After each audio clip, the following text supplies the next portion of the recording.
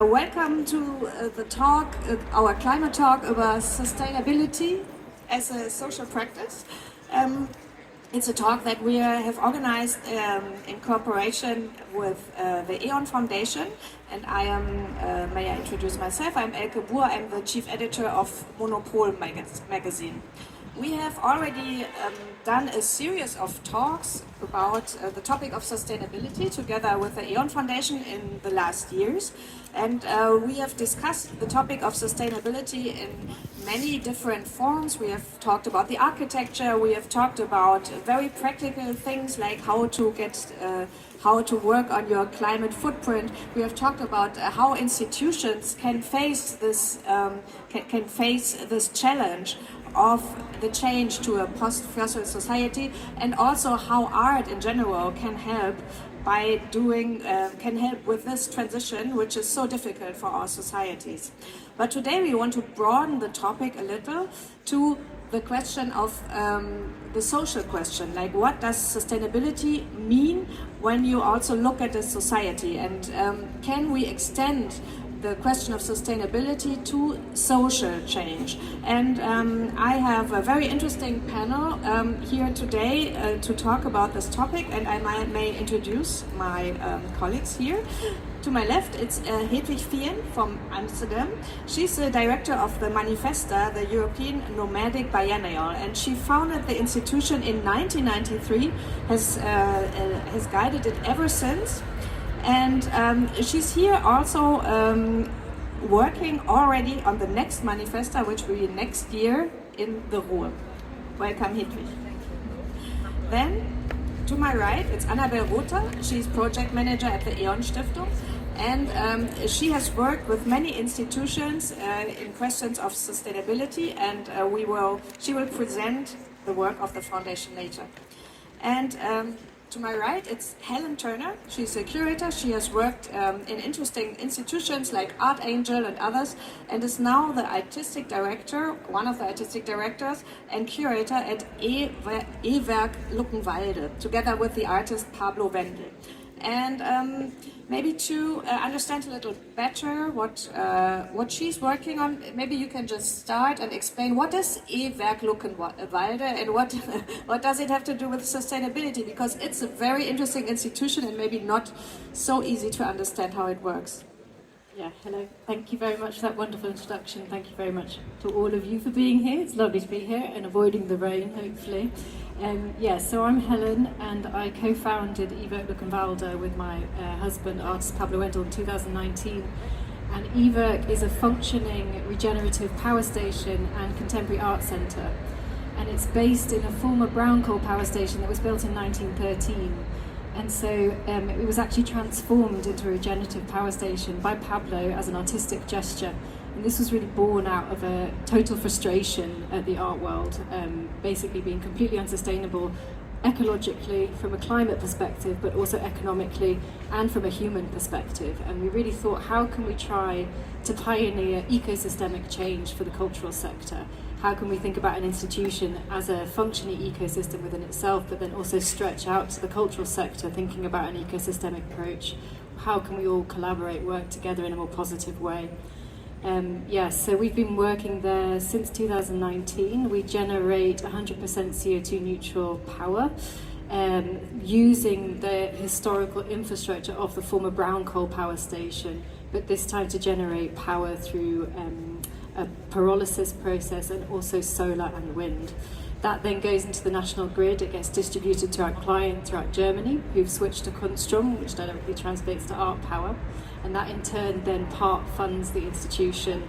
And I'm a curator, so I curate the contemporary art programme there, and we have an annual programme of residencies, which we're very happy to work with E.ON together on, exhibitions, music festivals, and performance programme. Yeah, it's quite big and complicated, but that's it in a nutshell, so thank you. And so I understand it right, you're really producing power, electricity? Yeah, really producing power. And is this how much? I mean, is it just a gesture, or is it really an economic factor? So we produce enough power to power the whole power station, the contemporary art programme, and then all the excess then goes into the national grid to our clients throughout Germany. We currently have 80 clients in Germany, and they are composed of private customers, but also art institutions. I just heard that Transmedial switched to Kunst last week, so that's fantastic. We have a lot of commercial galleries. Thomas Saraceno is a client. But then it doesn't completely fund the programme. But this is the blue sky dream. One day that we will be 100% funded by Kunststrom, but we are not there yet. So we need everybody to switch to Kunststrom so that we can survive. So like every private person could just go online, search for Kunststrom, and everybody can switch, yeah. So that was the kind of thinking. Everybody needs electricity. How can we actually make an impact into the grid? How can we actually do something infrastructural, something physical, something active towards the climate emergency rather than just talking about it? And that was kind of a big inspiration, particularly for Pablo, who'd been working with sustainability in his artistic practice for years. And he saw a lot of institutions, a lot of galleries talking, a lot of artists talking about climate change, talking about sustainability, but not doing anything about it, not doing anything infrastructural, physical to make a change. So that was the idea with E-Werk, to actually be participatory in the system and actually make a difference. We'll come back to that later. Anabel, we just heard that that the E.ON Foundation is supporting the residency program there at E-Werk Luckenwalde, but that's not the only thing. So what else are you doing? What is the aim of the foundation? So the foundation, unsurprisingly, mostly aims on sustainability, energy transition, climate neutrality, but we do all our projects looking through the lens of society. So almost all of our projects have this kind of focus on a fair transformation, also transformation towards climate neutrality that takes into account all parts of society. But also, as you can hear, like the art and culture projects have always been at the center of our work, and actually the open call that we have together with E-Werk and with the Akademie der Künste is our longest ongoing project. It's been going since 2010. It's an international interdisciplinary art scholarship that we have been really funding, but also working together thematically. It has changed throughout the years, and it's really amazing. Next week we are actually opening our big exhibition on that in the E-Werk, so you guys should all stop by and check it out. But we also really focused on the cultural and the art sector in connection with sustainability. So in 2020 we launched this program, Green Deal for Culture, that really looked at how can the art sector, how can the culture sector become more sustainable, how can it also kind of lead the way, because we always saw the art and culture sector as kind of like a leader, a path maker for others to follow, for society to make a change. So we had a lot of projects that go into that area. So yeah, I guess our projects are pretty wide, and yeah. I have the impression that unfortunately in the public discussion, sustainability is not so present anymore, less present than in the last 2 or 3 years. Do you feel the same with the cultural institutions, or is the interest consistent there?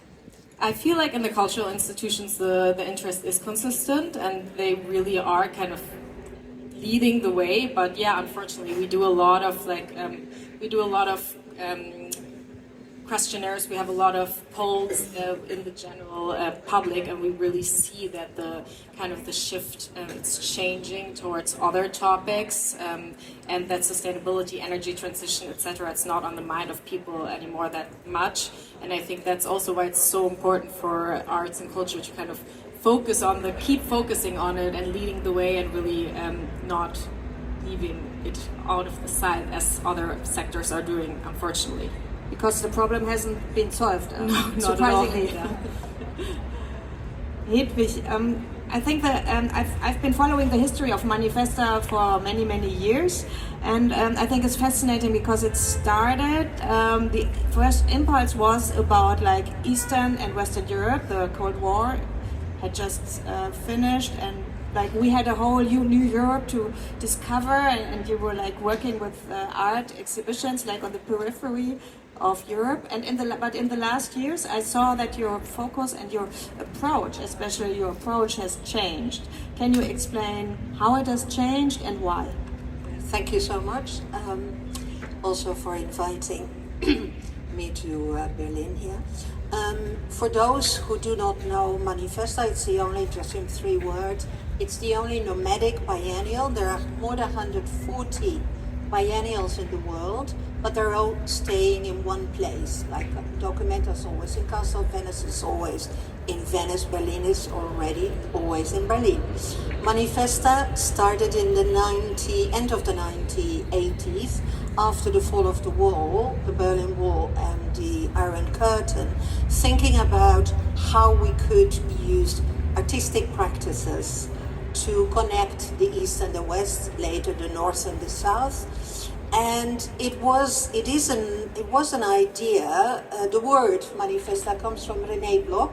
I'm Berliner, who thought it is very interesting after the Bologna agreements at the end of the 80s that artists were studying in Berlin, moved to London. So suddenly this kind of nomadic existence was possible. And of course we wanted to stimulate this also between the East and the West, which was in the first 10 years really unique, because I remember that some of the directors of the Documenta didn't dare to go to Warsaw or Bratislava or Moscow. So the first edition took place in Rotterdam. But slowly, and that's maybe interesting, the nomadism was not only, to create exhibition, it was also to reinvestigate in a kind of holistic way, where are we, what's happening here, and how can we do something relevant and meaningful. And Manifesta 5 took place in San Sebastian when it was still the ETA, and it was part of the ETA bomb attack in Atocha in 2004, that we also realized very much it's not by accident that Manifesta lands somewhere. Cities invite us with a very special idea. More commission, not like the cultural capital, because it's not branding your own city because you want to promote more tourism. Not at all. It's mostly with a very concrete question. Let me refer to Ada Colau, the Podemos mayor of Barcelona, who said, hey, Manifesta, we saw what you were doing in Palermo in 2018. We have 20 million tourists who are completely flocking the inner city of Barcelona, but my citizens live around there. They don't have access to culture. So can you help trying to create an alternative infrastructure for cultural participation outside the city center of Barcelona? I immediately said, wow, that's super complex. Also because decentralization of culture, which in some cities, maybe here in Berlin, it's quite common, but in other cities still not. And this is a model which started a little bit after Manifesta 10 and Manifesta 11, in which we invited architects like Rem Koolhaas of OMA or Winnie Maas to first look at the city and thinking about what happens here in terms of demography, social history, in terms of urban planning, and what could be a relevant way for Manifesta to do something. I just come back from the fantastic talk of Petrit Harilai and Catherine Nichols, with whom we both worked in Pristina. And the question of the mayor of Pristina, Kosovo, was really, this city has been occupied in the 90s and public space is very toxic. So how can Manifesta help reclaiming public space? And we invited Carlo Ratti, who is now the director of the Venice part of the architectural biennial, to make a program. So we call this a kind of creative mediation in understanding what a city is becoming or can become. And we use already for a long time, but maybe this is because I'm Dutch and we were in this kind of ecological, transformational, green code already at the beginning of the 2000s. The Dutch institution needed to sign a green code, which was saying that you are submitting to the 7 R's. I thought it was very administrative, but it helped really. That's recycle, reuse, re-gift, re-upload, redonate, repurpose, and you really needed to prove how you did that. So we try to involve this into our practices. And what for me was very important, together with the architects with whom we worked the last 10 years, is not only see sustainability, as Elke very much says, in a kind of material way, which we always think about, the solar panels, the water, hydroelectric, water pumps, the greening of cities, but also in an immaterial way. How can you, in a time of social transformation, social ecological transformation, create issues in a city, in an urban context, which could really change mentality, atmosphere, maybe putting things on the political agenda, like we did with Ada Kalau about the decentralization, or capacity building. It's also a rotten word, but it means like, can you really train people who have a different thinking, a different mentality? So for us, this kind of Manifesta goes to cities where we can really think about this immaterial legacy. What happens in a city when we leave and who can take over? Sometimes fails. I really have to say it and be honest about it.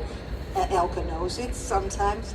And sometimes we succeed with local institutions, local personalities who take over and bring it to a next stage. Sorry for the really long answer. Oh, it's fine. And I think the shift was interesting in the years.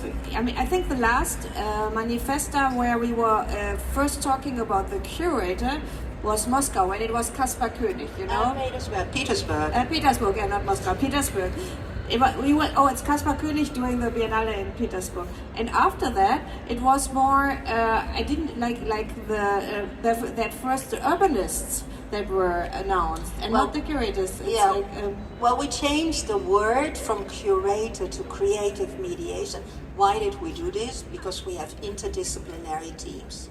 Sometimes they're ecologists, feminists, political scientists, sometimes they're real exhibition makers, or like André Gacke in Manifesta 12, he's a political interventionist. Don't ask me what that means, but this is his official title.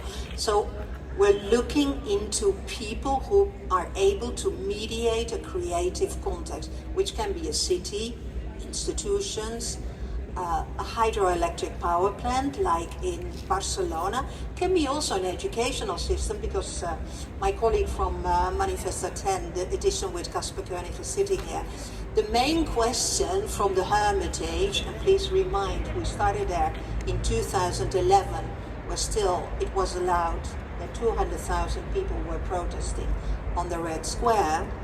The main issue from Petrovsky for the Hermitage was, can Manifesta help transform the education system in this 250-old system? And Kaspar was quite likely to start working, although he didn't believe in education as a kind of separate issue. But after that, the topic was far more, it doesn't give, if you want to go extramuros of the exhibition hall, you need to do a very proper investigation in urbanistic, social, historical context. And we just finished the urban studies of the Ruhr.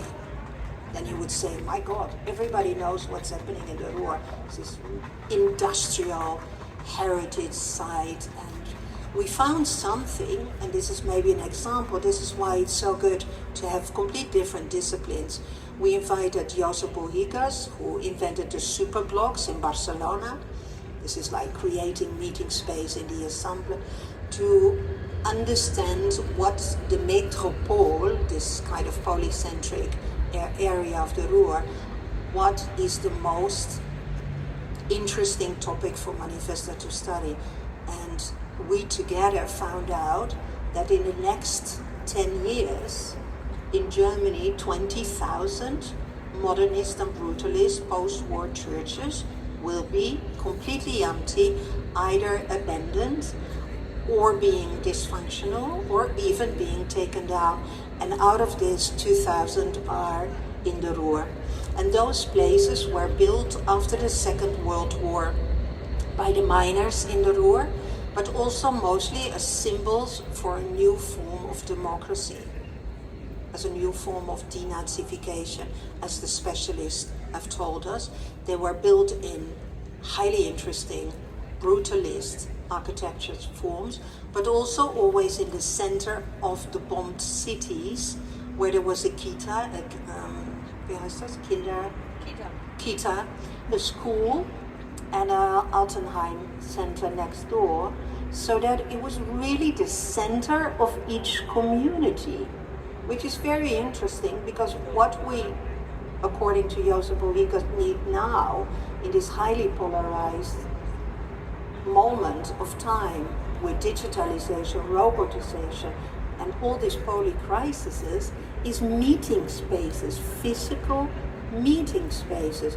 So that's why, and this only could come out after we did this kind of urbanistic studies, and we're doing the Ruhr edition in 11 churches, abandoned churches, desacralized churches in Bochum, Duisburg, Gelsenkirchen, and Essen. You're so good at pronouncing this. Oh. So this brings me to Helen. I'm very curious about how does your public work? I mean, you're there in Brandenburg, and when you're from Berlin, you know. I mean, are there only people from Berlin? How do you work with the local community? What does it mean? Yeah, it's I moved to Luckenwalde from London, and I naively thought I was moving to sort of Hackney of Berlin, which isn't true. So Luckenwalde is about 30 minutes south from Berlin, from Südkreuz, and it's former East German, and it used to be a very affluent city. It was really designed as a kind of industrial outpost to Berlin at the turn of the century. The power station was the first industrial building built in Luckenwalde, and then all the other buildings, industrial buildings, built around it to make use of the energy. So, for instance, next door to E-Werk is an abandoned Bauhaus Stadtbad, which is absolutely spectacular, which we've been using for our programming since 2019. And actually, from next year on, it will start its renovation process to turn into a cultural venue that will be powered by E-Werk. So it's returning to its history of being powered by the waste energy that the power station produced. I just gave this introduction because Luckenwalde has this kind of incredible energy to it. It has over 150 listed buildings. It has also an incredible Mendelssohn building, Eric Mendelssohn building in the shape of a hat. It's a former hat factory in Luckenwalde. It has more Bauhaus buildings than Weimar, apparently. So it has this huge kind of cultural potential, which I'm sure, Hedvig, you also can relate to. But it also has a very diverse demographic, and it's definitely changed in the last 5 years since I've been there. So I think in the last election there was about 37% voting AFD, and we have a mayoral election happening at the end of September, and there are 9 mayors potentially coming who are campaigning to be in power. 5 of them are very far right, 2 are centrist, and 2 are on the left side of things. And it has a huge implication on us who will be elected, because we need their support. As we're talking about this, we need community. You know, we have to, as I was talking about this ecosystemic approach, to think about the institution as the ecosystem, then the city as the ecosystem, then the nation as the ecosystem. And we really, really rely on our local community to participate, to be involved, but also for our success. You know, it's my biggest reward when I see the people from Luckenwalde coming to E-Werk for our program. And I can't remember who told me, but somebody said to me, it's really important never to underestimate your audience, never to kind of dilute the ambition of your program because you think somebody doesn't get it. It's your job as a curator to make sure they get it, but make sure it's still doing what you want to do, still kind of entertaining on that international level.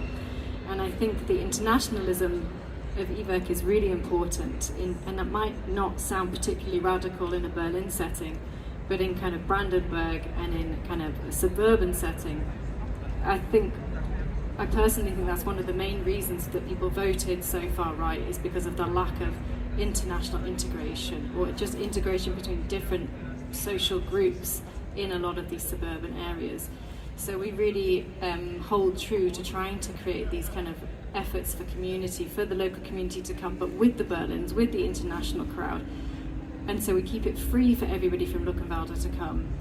Just come, maybe you hate it, that's great. Please come and tell me you hate it, at least you're trying, at least you're engaging, you know, and like, I don't like all of it either, that's fine, you know, but it's just, let's have the conversation, and I think that's really also a huge part of sustainability. I was talking to Pablo, my husband, this morning about it, and he was saying this lack of community, this huge polarization that's happening in society at the minute has a huge impact on sustainability.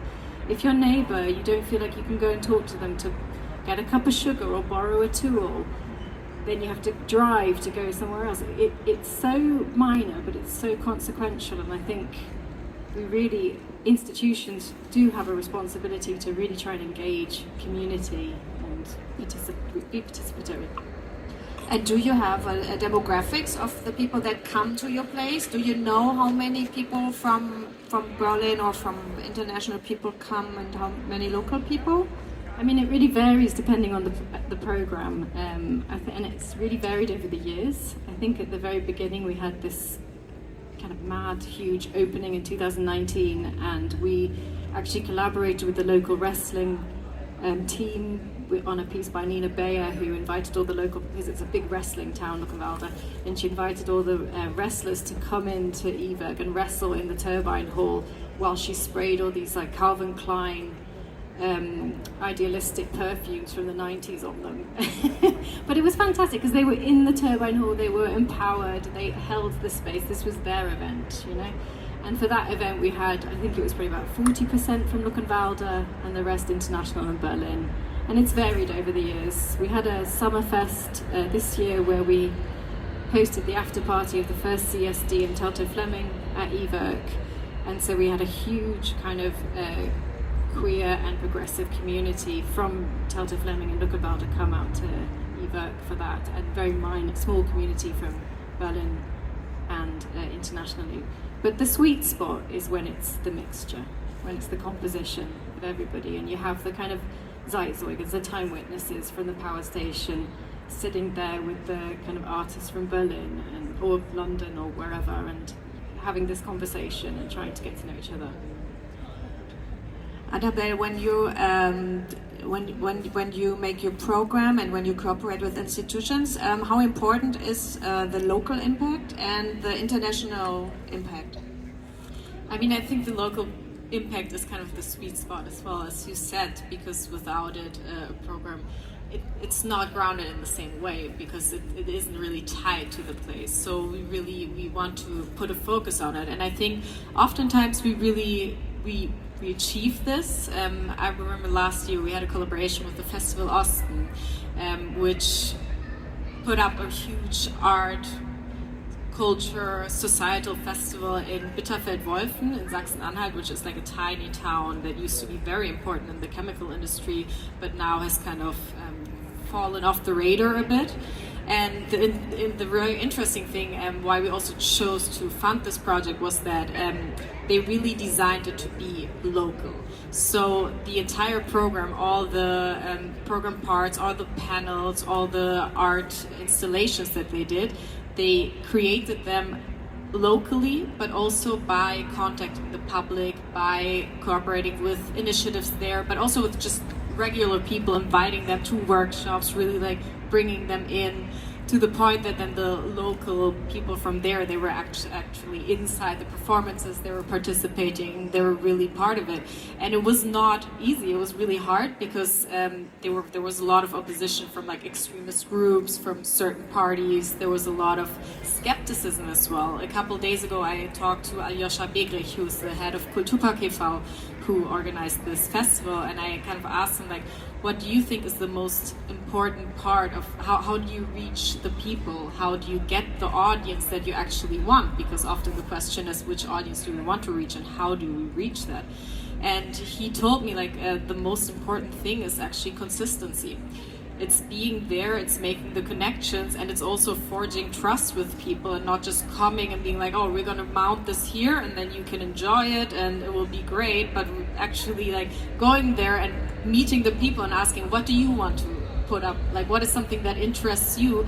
And not just doing it once, but doing it many times as well. So it isn't this like, oh, we come from somewhere far away and we give you this and then we drive off and that's it, but really like forging these connections over a long time, and it's not easy, but it's very important. I think consistency is the thing that you, after, like at a certain point when developing Manifesta over the years, found was lacking, and that you wanted to develop more, right? Because I mean, that's what Manifesta means, is to come, to do a show, to leave. That was the initial thing. And what did you do to change this and to be more consistent with the place where you went? I think the initial idea was mostly to bring people together from East and West. That it was quite a simple idea. What it became is a kind of incubator for change, because cities, nobody knows what Manifesta is when we arrive in a city, and I agree with Helen. To know your audiences and to respect your audience and to create a verbindung with the audience is super complex for institutions like this, but also especially for something like Manifesta. So to create a kind of meaningfulness in a consistent way was not only trying to find out what is needed and urgent, but I think for everybody of us, Catherine and myself spoke a lot about it in Pristina, we go to places where there's not this huge cultural infrastructure, except for Barcelona, but we went outside Barcelona, but also to use the resources in a very responsible way. And I think the consistency is that we do a kind of acupuncturistic investigations in different areas, urbanistic, culture practices. I wouldn't say only exhibition making, but also how can we transform buildings, how are they connected to each other, how can we relate with certain topics to local audience, what do local audiences think about Manifesta, what do they want us to do. And from 2018, we're not only inviting, that is an idea from Rem Koolhaas and Rudy and David van Rijbroek, to invite burger and burgerinnen. What do you think a biennial here in this specific context should achieve? And we write this down. I just received the one from Ruhr, what people in Ruhr are missing in their cities, in their areas, and it comes very close to what you are saying. But also after the Manifesta, so let's say in Pristina, we had 12 buildings, diluted buildings, where we transformed. We completely cleared the garbage belt in the city, the brick factory. Raamlabor created this local parliament. And afterwards, it's only finished now, we investigated, did Manifesta really do what she promised to do? And what was the effect in people, program, sustainability, legacy, and so forth? And actually, what nobody expected, and this is the most easy thing we thought could have been achieved, was that we transformed. And that was an idea from the very early beginning, a former library into a center of narrative practice, into a center of storytelling.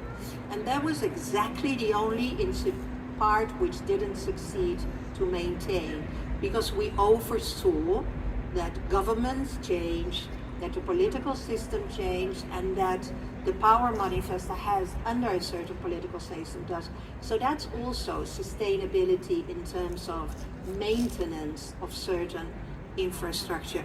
What did succeed was the enormous energy which stayed in the city of Pristina, and also the power of which something like Manifesta, but I guess many culture practices can be, is raise the attention of certain media about political topics. What we stated in the beginning of the press conference to all the international press, like, wonderful that you are all here, but the Kosovar people cannot go out. So please write about this. And 1,500 people did that, which not by Manifesta, but 1 year later, visa liberalization took place. So Kosovar people could really go outside. It's a side effect.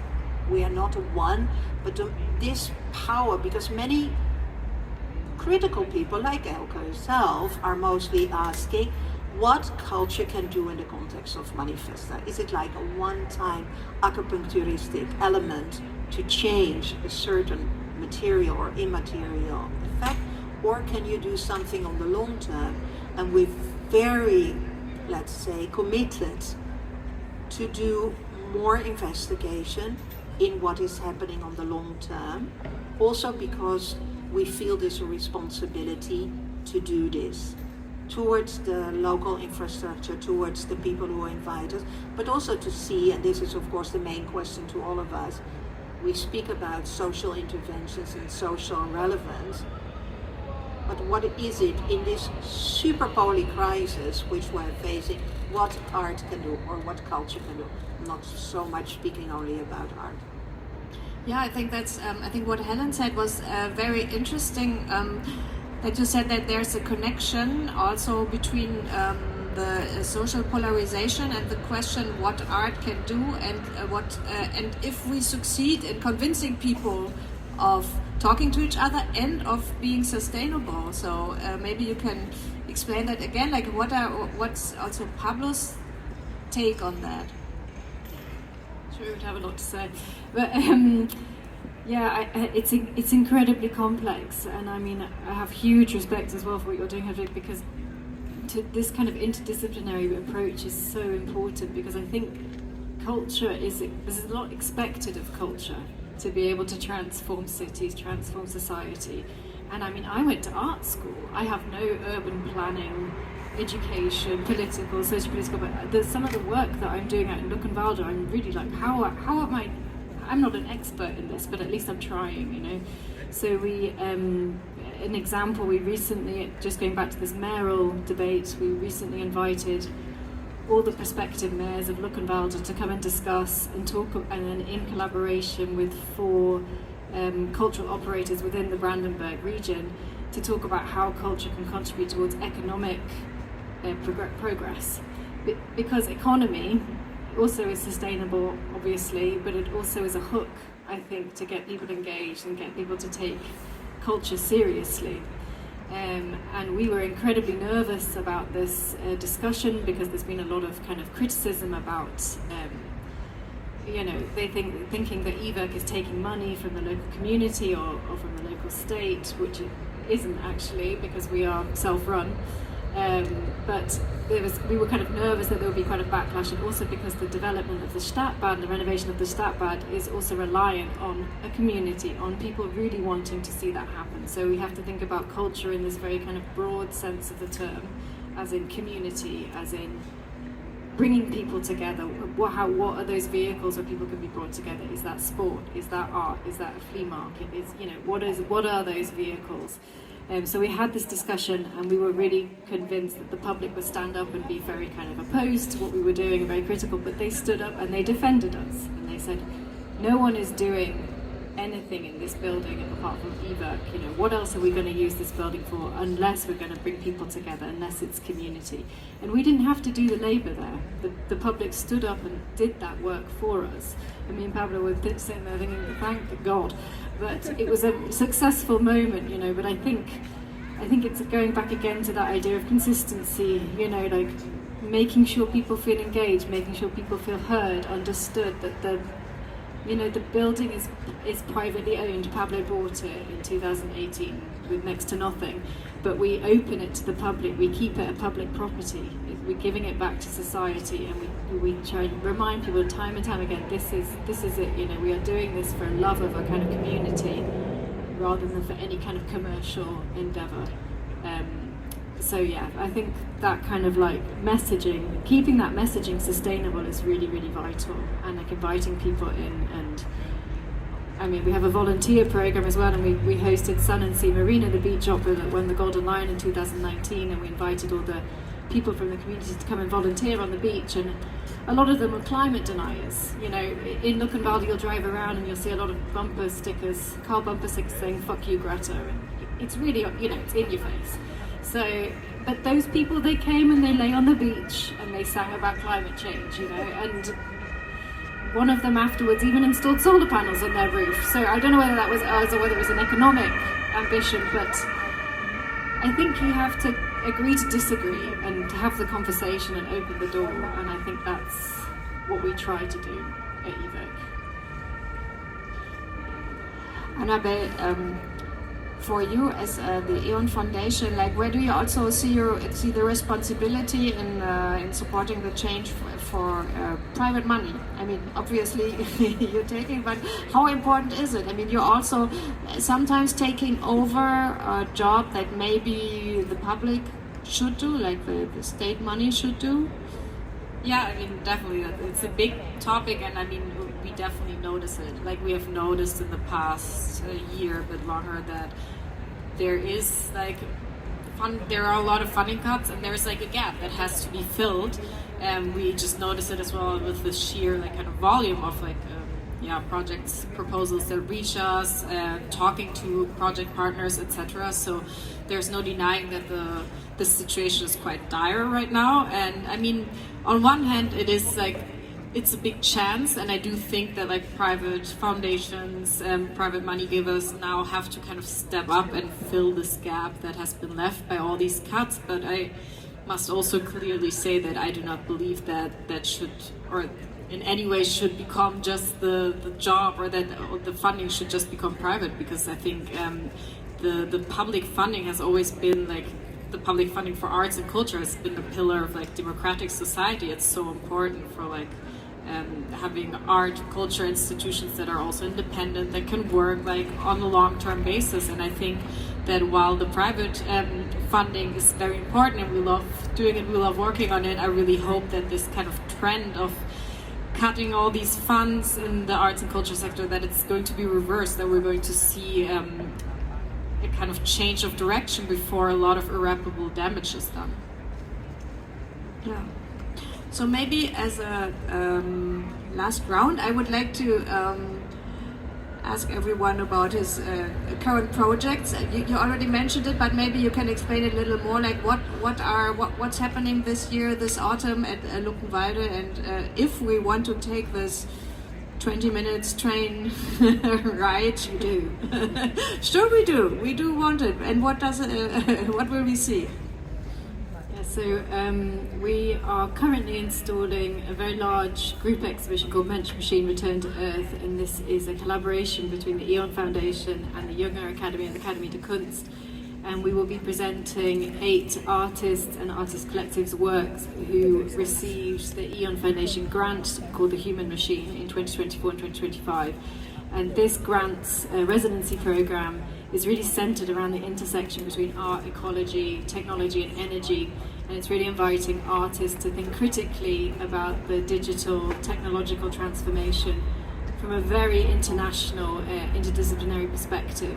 So these artists, 8 artists' work, they're really thinking about technology from an indigenous perspective, and also kind of a futurist perspective, a more than human perspective. So yeah, that will all be on display from Friday, and that will be in conjunction with a big music festival called Mensch Machine Music. So Bendik Gisk is playing, Nazanin Nouri and Discovery Zone, in collaboration with many of the artists who are in the exhibition, and that will take place in the abandoned swimming pool next door to E-Werk on Friday night. Tickets are still available if you'd like to come. It's only 30 minutes, trains are running smoothly. Please come.